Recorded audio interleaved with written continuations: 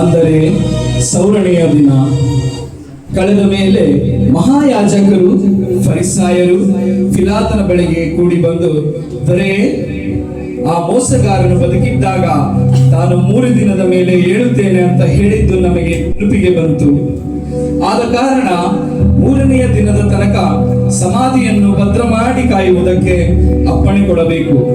ಇಲ್ಲದಿದ್ದರೆ ಅವನ ಶಿಷ್ಯರು ಬಂದು ಅವನನ್ನು ಕದ್ದುಕೊಂಡು ಹೋಗಿ ಸತ್ತವನು ಬದುಕಿ ಬಂದಿದ್ದಾನೆ ಎಂದು ಹೇಳಾರು. ಆಗ ಮೊದಲನೆಯ ಮೋಸಕ್ಕಿಂತ ಕಡೆಯ ಮೋಸವು ಕೆಡುಕಾದೀತು ಎಂದು ರಾಜನ ಬಳಿ ಬಂದು ಅವರು ಪ್ರಾರ್ಥಿಸಿದರು. ಆಗ ರಾಜನು ಎಂದಾಗ ಅವರು ಹೊರಟು ಹೋಗಿ ಕಾವಲುಗಾರರೊಂದಿಗೆ ಮುದ್ರೆ ಹಾಕಿ ಸಮಾಧಿಯನ್ನು ಮಾಡಿದರು. ಸಬ್ಬತ್ ದಿನ ಆದ ಮೇಲೆ ವಾರದ ಮೊದಲನೆಯ ದಿವಸ ಬೆಳಗಾಗುವಾಗ ಮಹಾ ಭೂಕಂಪವಾಯಿತು. ಕರ್ತನ ದೂತನು ಆಕಾಶದಿಂದ ಇಳಿದು ಬಂದು ಆ ಕಲ್ಲನ್ನು ಬಾಗಿಲಿನಿಂದ ಉರುಳಿಸಿ ಅದರ ಮೇಲೆ ಕೂತುಕೊಂಡನು.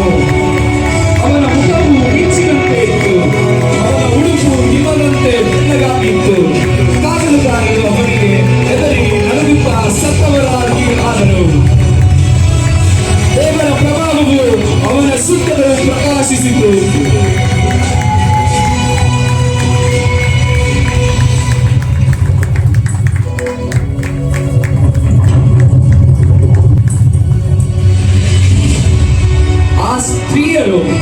ಸಬ್ಬತ್ ದಿನದಲ್ಲಿ ಪ್ರಕಾರ ವಾರದ ಮೊದಲನೇ ದಿವಸದಲ್ಲಿ ಇನ್ನು ಮೊಬ್ಬಿರುವಾಗಲೇ ಸುಗಂಧ ದ್ರವ್ಯಗಳನ್ನು ತೆಗೆದುಕೊಂಡು ಸಮಾಧಿಗೆ ಬಂದರು. ಸಮಾಧಿ ಮುಚ್ಚಿದ್ದ ಕಲ್ಲು ಅಲ್ಲಿಂದ ಉರುಳಿಸಲ್ಪಟ್ಟಿರುವುದನ್ನು ಕೊಂಡು ಒಳಕ್ಕೆ ಹೋಗಿ ನೋಡುವಲ್ಲಿ ಯೇಸು ಸ್ವಾಮಿಯ ದೇಹವು ಅಲ್ಲಿ ಇರಲಿಲ್ಲ.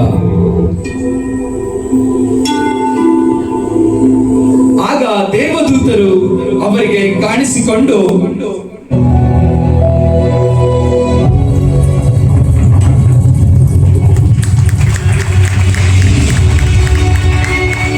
ಸತ್ತವರಿಗೆ ಬದುಕಿರುವವನನ್ನ ಹುಡುಕುವುದೇನು? ಆತನು ಇಲ್ಲಿ ಇಲ್ಲ, ಎದ್ದಿದ್ದಾನೆ. ಆತನು ಇನ್ನು ಗಲಿಲಾಯದಲ್ಲಿದ್ದಾಗ ಮನುಷ್ಯ ಕುಮಾರನು ಪಾಪಿಗಳಾದ ಮನುಷ್ಯರ ಕೈಗೆ ಒಪ್ಪಿಸಲ್ಪಟ್ಟು ಶಿಲುಬೆಗೆ ಹಾಕಲ್ಪಟ್ಟು 3ನೆಯ ದಿನದಲ್ಲಿ ಎದ್ದು ಬರುವುದು ಅಗತ್ಯವೆಂದು ನಿಮಗೆ ಹೇಳಿದನು, ನೆನಪಿಗೆ ತಂದುಕೊಳ್ಳಿರಿ ಎಂದು ಹೇಳಿದರು. ಆ ಮಾತನ್ನು ಕೇಳಿ ಸ್ತ್ರೀಯರು ಆ ಮಾತನ್ನು ನೆನಪಿಗೆ ತಂದುಕೊಂಡು ಸಮಾಧಿಯ ಬಳಿಯಿಂದ ಹಿಂತಿರುಗಿದರು.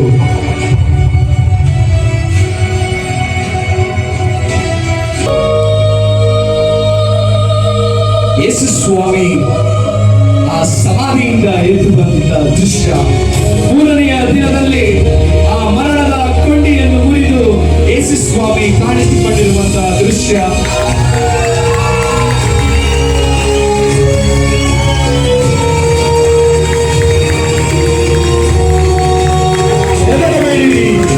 ನಾನು ಮೊದಲನೆಯವನು, ಕಡೆಯವನು, ಸದಾ ಜೀವಿಸುವವನು ಆಗಿದ್ದೇನೆ.